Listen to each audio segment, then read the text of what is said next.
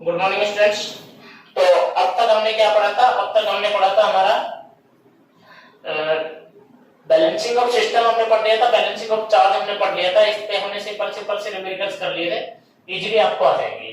ठीक है, तो आज हम क्या पढ़ने वाले हैं? आज हम पढ़ने वाले हैं भैया एक तो पेंडुलम रिलेटेड क्वेश्चन, एक पेंडुलम पर आधारित प्रश्न, और दूसरा हम पढ़ने वाले हैं इलेक्ट्रिक फील्ड को। किसको पढ़ने वाले हैं? इलेक्ट्रिक फील्ड को। तो इजीली आपको समझ में आ जाएगा, बहुत सिंपल चीजें हैं, आप ध्यान से पढ़ेंगे। देखिए, पहला है pendulum related questions. Pendulum related question generally exam में नहीं आते हैं, लेकिन फिर भी कभी आ जाए तो हमें तैयार रहना है अच्छे से। तो किस तरह की क्वेश्चन बनते हैं मैं आपको समझा रहा हूं, कैसे क्वेश्चन को डिफाइन किया जाता है, किस तरह से चीजें बनाई जाती है। देखिए इधर बहुत ध्यान से, क्या है क्वेश्चन का प्रॉब्लम, किस तरह से इसमें क्वेश्चन पूछे जा सकते हैं, सब कुछ मैं आपको समझाने वाला हूं। देखिए, मान लो कि ये कोई बेस है, सॉलिड बेस, कोई दृढ़ आधार है, और इस दृढ़ आधार पर, सॉलिड बेस पर दो चार्ज है, उनको क्या किया जाए? सस्पेंड किया जाए, उनको फ्रीली सस्पेंड किया जाए, उसको लटकाया जाए। सस्पेंडेड दो चार्ज है, बहुत आराम से। ठीक है, अब क्या होगा कि मान लो कि इस चार्ज, इस पेयर पर चार्ज Q है, इस पर भी चार्ज कितना है? Q है। बोलो क्लियर है? Q1 Q2 मान लेते हैं लोग, ये Q1 है, ये Q2 है, सेम नेचर के दोनों। तो इनमें रिपल्सन का फोर्स लगेगा, इलेक्ट्रोस्टैटिक फोर्स कितना? K Q1 Q2 अपॉन कितना? R²। इस पर भी इधर फोर्स लगेगा कितना? K Q1 Q2 अपॉन कितना? R²। बहुत सिंपल। अब क्या है कि मान लो कि यहाँ पे एंगल बन रहा है थीटा, और ये एंगल भी कितना है? थीटा है, मतलब 2 थीटा एंगल है दोनों के बीच में। इस स्ट्रिंग की लेंथ, इस रस्सी की लंबाई है L, इस रस्सी की लंबाई कितनी है? L। और अगर इस स्फीयर का मास m1 है, या m मान लेते हैं, इसका मास कितना है? m, और इसका मास कितना है? m है, तो भैया होगा ये कि नीचे की ओर फोर्स लगेगा mg और mg, ग्रेविटेशनल फोर्स, लॉजिकली बात है। और इस रस्सी के अंदर आ जाएगा, इस स्ट्रिंग के अंदर आ जाएगा टेंशन फोर्स T1, और इसमें कितना? T2। ठीक भाई, अब अगर ये वाला एंगल थीटा है तो ये वाला एंगल भी कितना होगा? थीटा। और ये एंगल थीटा है तो ये वाला एंगल भी कितना होगा? थीटा। आपको पता है ना क्यों? क्लियर? ये एंगल देखो, जेड एंगल बन रहा है, बहुत बढ़िया। अब क्या होगा कि अगर इस टी के मैं कंपोनेंट करूं, इस टी के मैं क्या करूं? कंपोनेंट करूं, तो इसका टी का एक कंपोनेंट आएगा ऊपर की ओर कितना? T1 cos थीटा, और एक कंपोनेंट ये आएगा कितना? T1 sin theta. बहुत बढ़िया भाई। इधर भी T2 की बात करूं तो एक कंपोनेंट इसका ऊपर आएगा, कितना आएगा? T2 cos थीटा, और एक कंपोनेंट इधर आएगा कितना? T2 sin theta. इसी के साथ ये जो स्ट्रिंग की लेंथ दिख रही है L, अगर इस लेंथ के भी मैं कंपोनेंट करूं तो इस लेंथ का एक कंपोनेंट ऊपर आएगा कितना भैया? L का, जिसके साथ कोण बनाया cos का, जिसका एंगल है वो किसका होगा? cos का, तो ये होगा L cos थीटा। और यहां से यहां तक का ये कंपोनेंट, याद करो इसके ज्योमेट्रिकल शैडो में, यहां से यहां तक का ये कंपोनेंट हो जाएगा L sin थीटा। इसी तरह से इस लेंथ का इस डायरेक्शन में भी एक कंपोनेंट होगा, कितना होगा? वो होगा L sin theta, L sin theta. तो एक्चुअल में अगर डिस्टेंस r है तो ये r किसके बराबर हो जाएगी? 2L sin थीटा के बराबर हो जाएगी। बोलो क्लियर है? अब यहाँ पे हम किसी भी एक चार्ज की बैलेंसिंग की बात कर रहे हैं, किसी भी एक चार्ज की किसकी बात कर रहे हैं? बैलेंसिंग की। तो जरा बैलेंसिंग को ढंग से देखिए, किस तरह से इसकी बैलेंसिंग हो रही है, अच्छे से समझना है। देखिए, जैसे कि इस चार्ज की हम बात कर रहे हैं, पहले इस चार्ज की Q1 वाले की बात कर रहे हैं, तो देखिए इसकी बैलेंसिंग कैसे होगी और इसकी बैलेंसिंग कैसे होगी। मुझे बताइए कि नीचे की ओर जो फोर्स है mg, नीचे की ओर जो फोर्स कितना है? mg, क्या वो ऊपर के फोर्स T2 cos थीटा से बैलेंस्ड है? बोलो भाई कि नहीं? बहुत अच्छी बात है। उसके बाद इस तरफ का जो इलेक्ट्रोस्टैटिक फोर्स है K Q1 Q2 अपॉन कितना? R², क्या वो T2 sin थीटा से बैलेंस्ड है? बिल्कुल सही बात है। इधर लग रहा था K Q1 Q2 upon R², तो उधर कितना लग रहा था? T2 sin theta. और R की वैल्यू कितनी आ रही है? R की वैल्यू 2L sin थीटा आ रही है। L sin थीटा ये और L sin थीटा ये, तो कितनी होगी? 2L sin theta. तो इस तरह से हमारे पास एक ये वाला स्फीयर क्या हुआ? बैलेंस्ड हुआ। उसी तरह से दूसरे की अगर बात करें तो दूसरे वाले में भी क्या कहानी है भाई? देखिए, mg जो है वो बैलेंस है कितने से, t1 cos थीटा से, कितने से, t1 cos थीटा से। और इसके अलावा kq1 q2 upon r square किससे बैलेंस्ड है, वो बैलेंस्ड है t1 sin थीटा से। अब क्या होगा कि इनमें से आपको कोई भी एक चीज मिस कर देगा और दो चीजें आपको देगा, और वो तीसरी आपसे पूछ लेगा। कोई भी एक फिजिकल क्वांटिटी को मिस कर देगा और आपसे बाकी की दो फिजिकल क्वांटिटी देकर के तीसरी फिजिकल क्वांटिटी के बारे में इंफॉर्मेशन वो मांगेगा। तो इस तरह के क्वेश्चन को कैसे करते हैं, बहुत सिंपल चीज है, आराम से देखिए। इस तरह की चीजें हैं कि इजीली आपको आपके समझ में आ जाएगी, इजीली आपको समझ में आ जाएगी। एक क्वेश्चन से हम बात करते हैं, एक क्वेश्चन से आपको लेंगे कि आपको अच्छे समझ में आए कि क्या कहानी है। एक क्वेश्चन लेते हैं, उसके साथ आपको समझेंगे, ठीक है भाई। देखिए कैसे बहुत अच्छे तरीके से हम करने वाले हैं, ठीक है। चलिए तो एक पेंडुलम का क्वेश्चन हम करते हैं। मैंने कहा कि एक दो चार्ज बॉडी है, दोनों पर चार्ज है Q, और जो 20 सेंटीमीटर लेंथ की स्ट्रिंग से 20 सेंटीमीटर लंबाई की डोरी से लटके हुए, इनका मास दिया गया है 0.2 ग्राम, 0.2 ग्राम दिया गया है मास, ठीक है। ग्रेविटेशनल एक्सलेशन यानी कि गुरुत्वाकर्षण दिया हुआ है 10 मीटर पर सेकंड स्क्वायर। जो r है दोनों के बीच की वो कितनी दी गई है, 0.2 सेंटीमीटर दी गई है। r दोनों चार्ज पार्टिकल्स के बीच की जो डिस्टेंस है कितनी दी गई है, 0.2 सेंटीमीटर। और कहा गया आप लोगों को ये थीटा इज वेरी स्मॉल, कहा गया है theta is very small, theta बहुत छोटा है। तो q की वैल्यू फाइंड करो, इसकी वैल्यू फाइंड करो, क्योंकि बहुत सिंपल क्वेश्चन है, इजीली हम कर पाएंगे, आराम से हम कर पाएंगे। देखिए किस तरह से करते हैं हम लोग इस क्वेश्चन को, आराम से करना हम लोगों को। भाई पहली बात, बहुत दिमाग से अच्छे से सवाल को करना है। हमें क्यू की वैल्यू निकालनी है मिनिमम से मिनिमम एफर्ट में, ठीक है भाई। तो अच्छे से समझिए क्या कहानी है। मुझे एक बात बताइए कि इस स्ट्रिंग में टेंशन फोर्स आ गया होगा, मास सेम है, चार्ज सेम है, तो टेंशन फोर्स भी सेम रहा होगा। भाई ये खींचने वाला ये वाला फोर्स भी सेम है और ये वाला भी, दोनों में सेम है कि नहीं है। जब ये फोर्स सेम है तो ऊपर वाला फोर्स भी सेम ही होगा, टेंशन भी सेम ही आएगी। जब बराबर फोर्स से खींचा जा रहा है ऊपर नीचे, तो वह टेंशन भी क्या होगी, बराबर ही होगी। और अगर ये एंगल थीटा है तो ये वाला एंगल भी कितना हो जाएगा, थीटा, और ये एंगल भी कितना हो जाएगा, थीटा ही हो जाएगा। तो इस टी का इधर कंपोनेंट कितना होगा, T cos t sine theta, कितना होने वाला है, टी साइन थीटा, जबकि ऊपर की ओर कितना होने वाला है, टी कोस थीटा। बोले क्लियर है।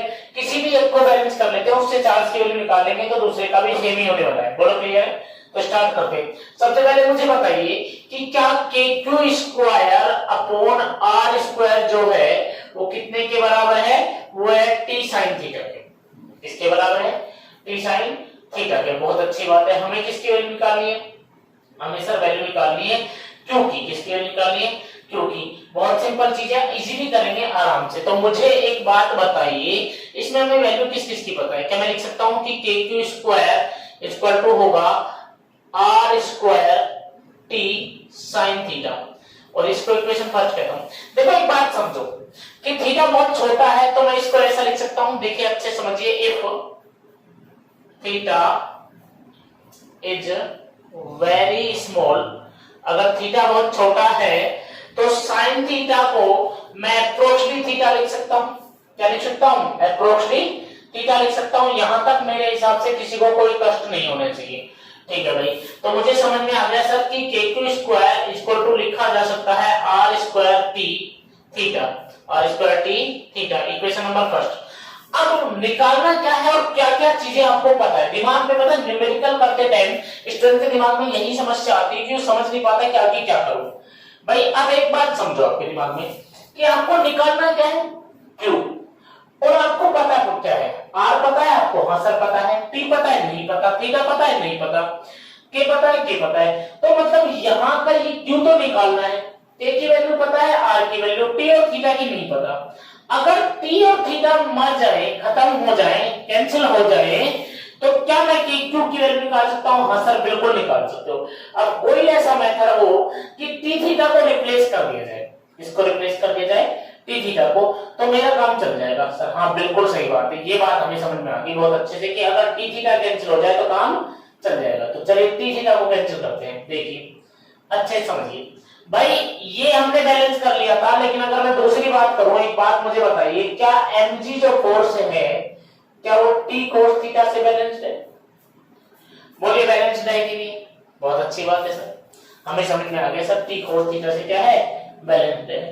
तो अब मैं आपको एक बात बताता हूं, देखिए ध्यान से सुनिए कि if theta is very small, अगर थीटा बहुत छोटा है तो कोस थीटा की वैल्यू अप्रोक्सीमेटली 1 हो जाती है। जैसे साइन थीटा की वैल्यू थीटा ही हो जाती है, ऐसे ही कोस थीटा की वैल्यू कितनी हो जाती है? 1 हो जाती है। कितनी हो जाती है? 1। कई लोगों के, चलो मैं दूसरा मेथड भी बता दूंगा इसके साथ साथ, कई लोगों को दिमाग में अगर ये चीजें नहीं समझ में आई तो कोई टेंशन वाली बात नहीं है। तो कोस थीटा बराबर कितना बन, बाकी आपको समझ में आया? अच्छा मैं समझाता हूँ कि क्यों ऐसा लिखा जाता है, पहले मैं ये समझा देता हूँ। देखिए थीटा इज वेरी स्मॉल से मतलब होता है कि थीटा अप्रोक्सीमेटली 0 डिग्री, अप्रोक्सीमेटली कितना हो? 0 डिग्री। तो अब यहां से समझिए आप अच्छे से कि साइन 0 डिग्री की वैल्यू कितनी होती है? आप कहोगे सर 0। साइन 0 डिग्री बराबर कितना? 0। तो थीटा बहुत छोटा है तो साइन थीटा बराबर कितना? थीटा। जब साइन 0 था तो आंसर कितना आया? 0। तो साइन थीटा है तो आंसर कितना आएगा? थीटा। इसी तरह से कोस में बात करें, कोस 0 बराबर कितना होता है? 1। कोस 0 बराबर कितना होता है? 1। तो जब कोस 0 बराबर 1 होगा तो कोस थीटा की वैल्यू बहुत छोटी हुई तो ये अप्रोक्सीमेटली 0 हुई, थीटा 0 के बराबर हुई। तो इस कंडीशन में भी कितना आता है? 1 आता है, इसलिए इस तरह से लिखते हैं। बड़ो क्लियर है? इसी तरह से tan में भी सेम सिचुएशन है कि tan थीटा बराबर कितना? 1। क्यों? क्योंकि tan 0 बराबर कितना होता है? 1 होता है। तो tan 0 बराबर कितना होता है? 1। और हम यहाँ थीटा वेरी स्मॉल पता है, अप्रोक्सीमेटली कितना मान के चलते हैं? 0 मान के चलते हैं। अप्रोक्सीमेटली कितना मान के चलते हैं? 0, इसलिए ऐसा लिखा जाता है। तो cos थीटा की वैल्यू कितनी हो सकती है? 1 हो सकती है। इस सिचुएशन में mg जो है क्या वो t के बराबर हो जाएगा? हाँ जी सर बिल्कुल, mg t के बराबर हो जाएगा। क्या मैं इसे इक्वेशन सेकंड कह सकता हूँ? बिल्कुल। अगर मैं इक्वेशन फर्स्ट को इक्वेशन सेकंड से अगर मैं डिवाइड कर देता हूं तो इस सिचुएशन में क्या आंसर आने वाला है? इस सिचुएशन में आंसर आने वाला है k square is equal to r square t theta, r square t theta. इधर लेफ्ट साइड में लेफ्ट साइड से डिवाइड करेंगे, राइट साइड को राइट साइड से। इधर किससे? t से। इधर t से t क्या हो गया? कैंसिल। इधर कितना हो गया? k square upon mg equal to कितना?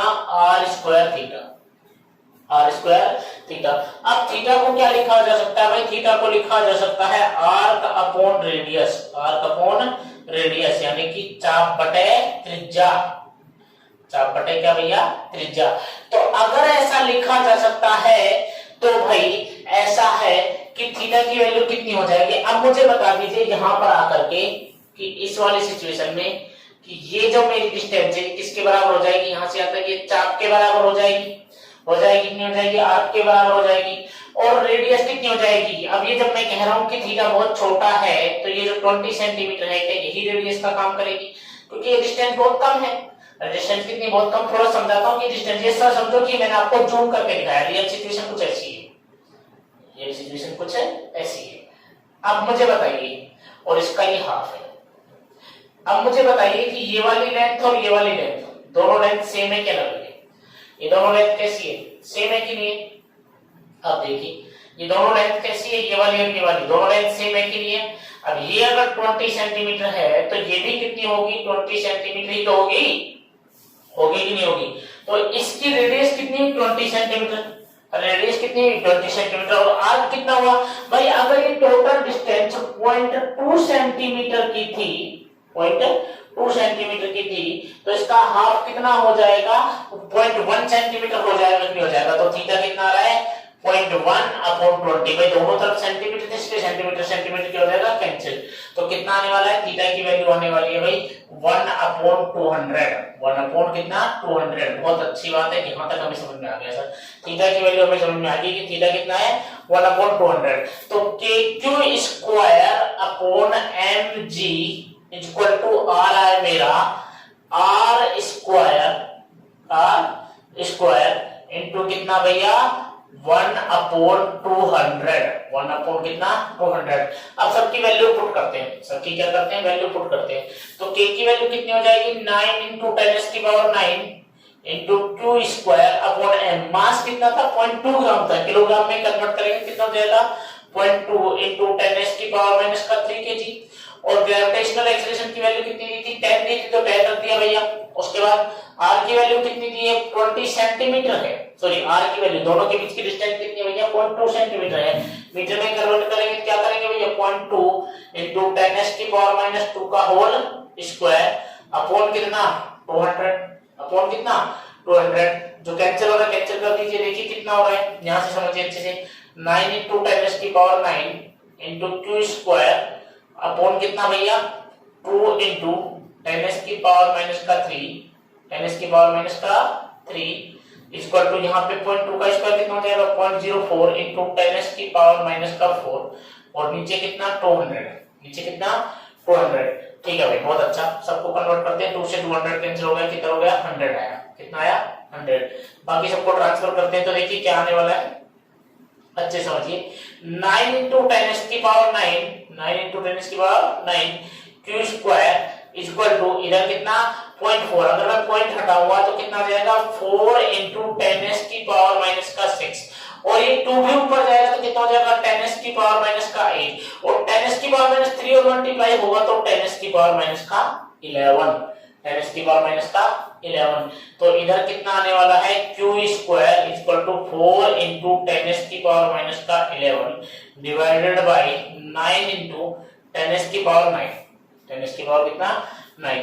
10 की पावर 9 ऊपर जाएगा तो किसमें जाएगा, माइनस में, तो क्यू स्क्वायर इक्वल टू आ रहा है 4 इंटू 10 की पावर माइनस का 20 अपॉन कितना, 9। तो रूट करेंगे तो क्यू इक्वल टू कितना आएगा, रूट किया 4 अपॉन 9 इंटू 10 की पावर माइनस 20, 4 का रूट आया 2, 9 का रूट आया कितना, 3 इंटू 10 की पावर कितना, माइनस का 10 कूलम, 10 की पावर माइनस का 10 कूलम। ये हमारे पास आंसर निकल गया है। बोलिए आपको समझ में आया कि नहीं बात, यहाँ तक कोई परेशानी है? चलिए एक बार क्वेश्चन को दूसरे मेथड से करते हैं, आपको अच्छे समझ में आ जाना चाहिए। फिर से एक बार स्टार्ट करते हैं न्यू मेथड से, क्वेश्चन थोड़ा सा चेंज करने वाले हैं।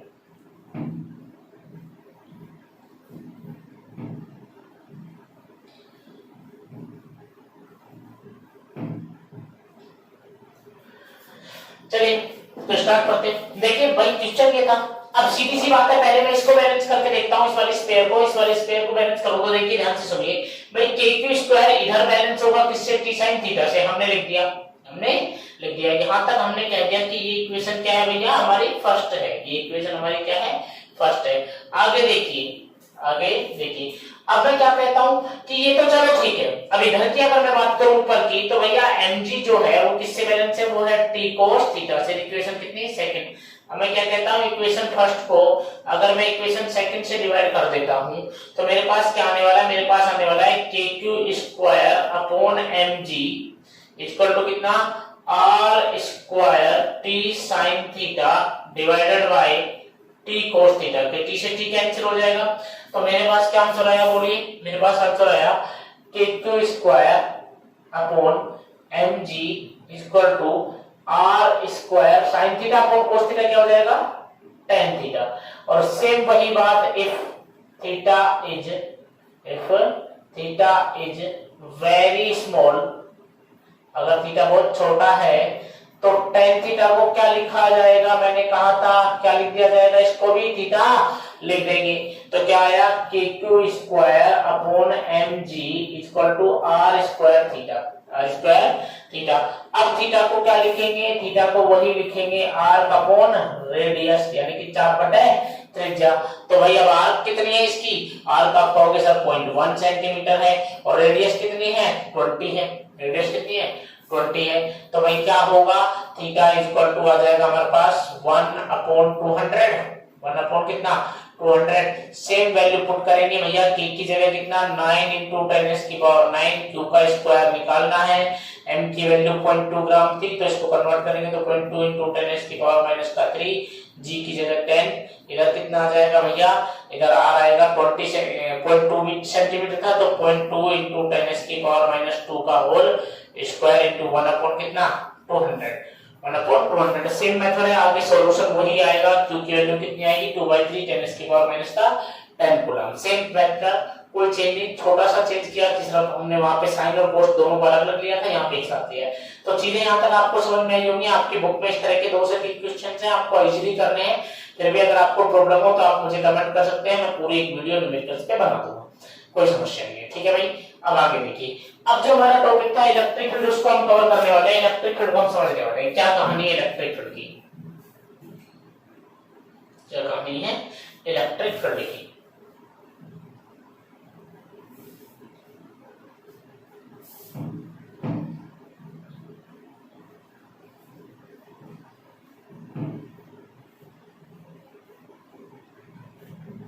तो देखिए इलेक्ट्रिक फील्ड क्या है इसे समझिए, इलेक्ट्रिक फील्ड क्या है इसे समझिए।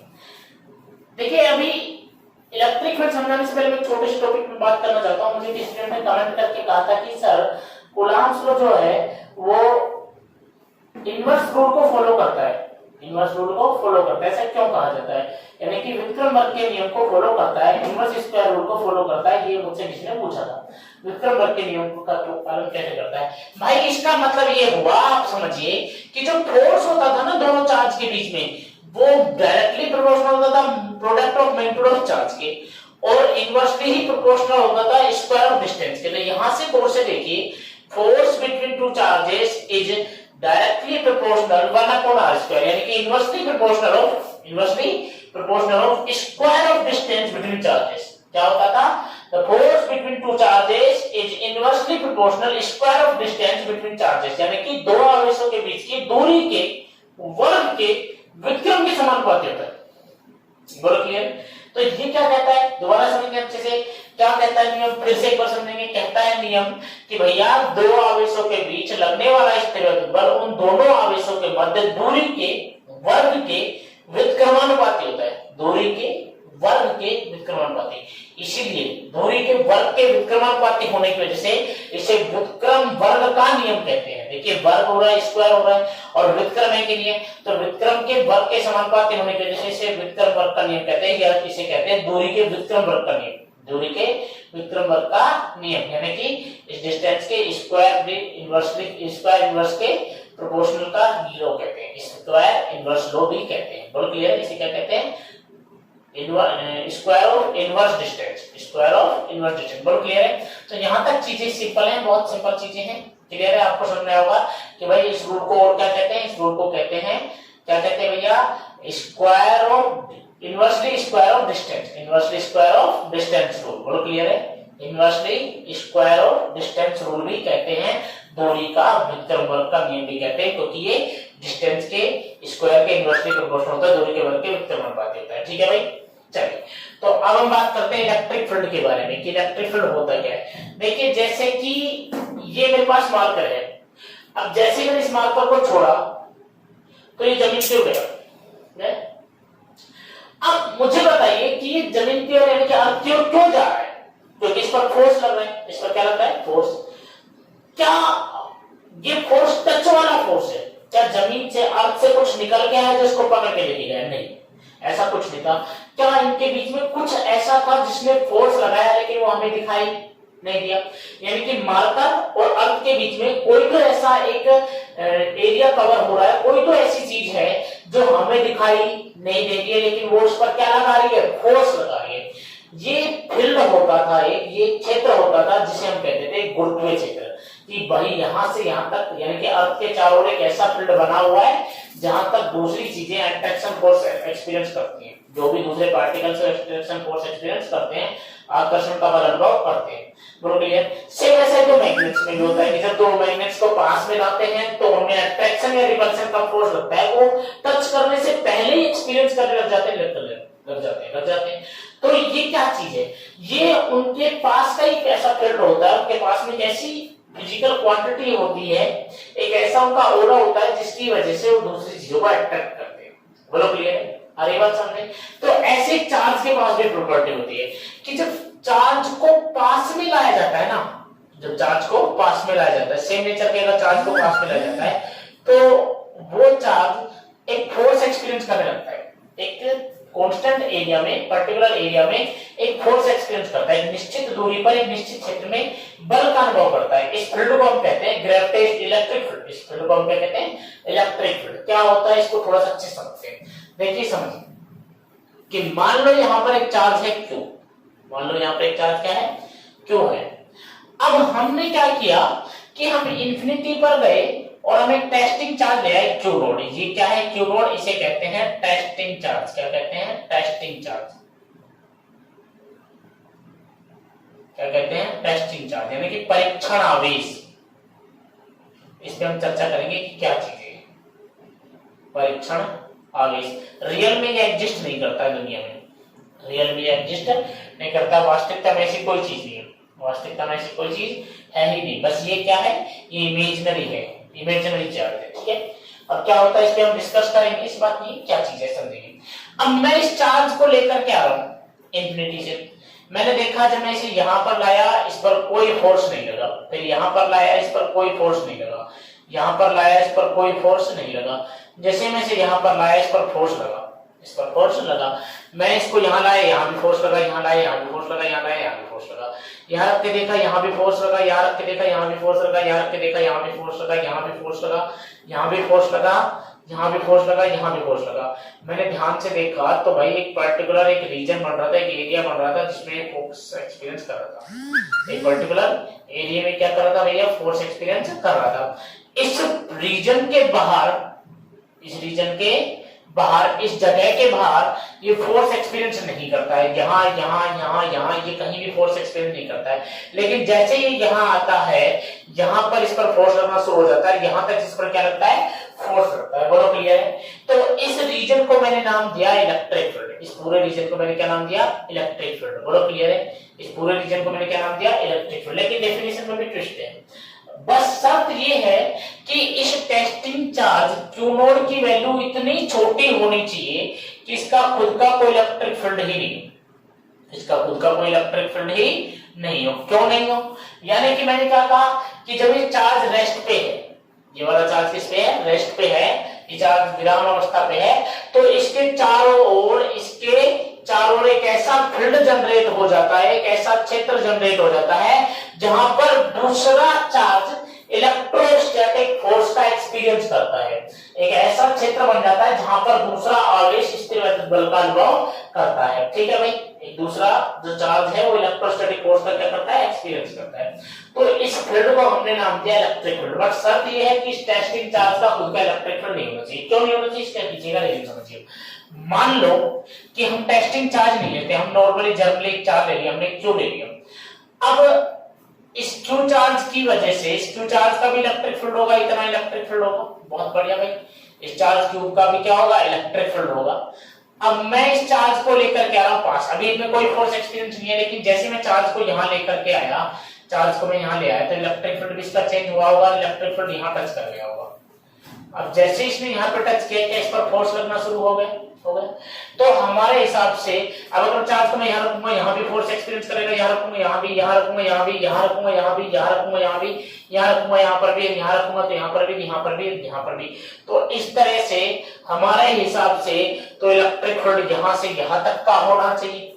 लेकिन रियलिटी में इस चार्ज का इलेक्ट्रिक फील्ड तो यहीं तक ही पॉसिबल था, इसके बाद इसका कोई इलेक्ट्रिक फील्ड नहीं था। तो फिर ये एक्स्ट्रा एरिया किसका आया?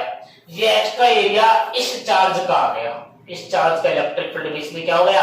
ऐड हो गया। इसलिए हम क्या चाहते हैं कि जो हम चार्ज लाए उसका खुद का कोई इलेक्ट्रिक फील्ड ही नहीं हो, खुद का कोई इलेक्ट्रिक फील्ड ही नहीं हो। बोलो क्लियर है? बात समझ में आई? इससे हमें एग्जैक्ट इलेक्ट्रिक फील्ड का पता चलेगा। क्लियर है भाई? बातें समझ में आ रही है? इसलिए इस तरह से किया गया। क्लियर? तो क्या कहा गया कि अगर ये टेस्टिंग चार्ज इतना छोटा है कि इसका खुद का कोई इलेक्ट्रिक फील्ड ही नहीं है, तो ये सिर्फ इस चार्ज के इलेक्ट्रिक फील्ड में ही फोर्स एक्सपीरियंस करेगा। तो इस चार्ज के इलेक्ट्रिक फील्ड की डेफिनेशन देनी थोड़ी सी क्या हो जाएगी? इजी। कैसे देंगे? देखिए, सोच कर देखो कि अगर ये चार्ज बहुत छोटा होता तो ये इलेक्ट्रिक फील्ड सिर्फ यहां से इस पर्टिकुलर एरिया में ही फोर्स को एक्सपीरियंस करता ही नहीं करता। तो क्या कहा गया? कहा गया the area around a charge, the area around a charge when it rest in which the another testing charge experience a electrostatic force is known as electric field। definition को थोड़ा सा और सुधार करते हैं और अच्छे से बोलते हैं, तो क्या कहेंगे? the area around a rest charge, the area around a rest charge, और अच्छे से कहीं तो कहेंगे the area around a charge when it rest a another testing charge experience the electrostatic force, ठीक है भैया, क्या समझा रहा है, क्या कहा, the area around a charge when it rest, area around a charge on its rest position, the area around a charge on its rest position in which the another resting charge experience electrostatic force। बोलो clear है, मैंने क्या कहा, एक बार फिर repeat कर रहा हूं, अच्छे से समझना। The area around a charge on its rest position in which a another testing charge experience electrostatic force is known as electric field of the charge, in cause of the electric field of testing charge is negligible, the electric field of testing charge is negligible। बोलो clear है, बात समझ में आ रही है, क्या situation है, फिर से एक बार रिपीट कर रहा हूं। the area around a charge on its rest position in which another testing charge experience electrostatic force,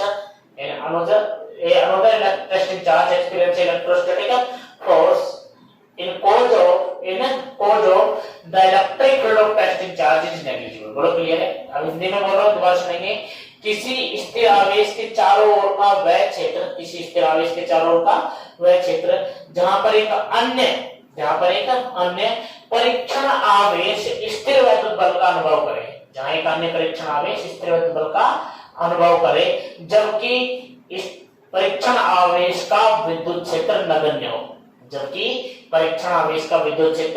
नगण्य हो। बोलो क्लियर है, बात समझ में आ गई, क्लियर है, क्या कह रहा हूं, अच्छे समझ में आ गया, क्लियर है, बहुत अच्छी बात है, ठीक है। तो ये हमारा इलेक्ट्रिक फील्ड का आज पोर्शन क्या हुआ, फिनिश हुआ। कल हम क्या पढ़ने वाले हैं, इंटेंसिटी ऑफ इलेक्ट्रिक फील्ड पढ़ने वाले हैं। इलेक्ट्रिक फील्ड में बहुत बेसिक सी बातें और पढ़ने वाले हैं, इलेक्ट्रिक फील्ड 2.4 डाइपोल, बहुत चीजें पढ़ने वाले, बहुत शानदार चीजें, ठीक है भैया। वीडियो अगर अच्छी लगी हो, बहुत धीरे पढ़ाया आप लोगों को, बहुत अच्छे से, तो वीडियो अगर अच्छी लगी हो तो आप क्या कीजिए भैया, वीडियो को लाइक कीजिए, चैनल को सब्सक्राइब कीजिए, वीडियो को शेयर कीजिए, ठीक है भाई। मिलते हैं नेक्स्ट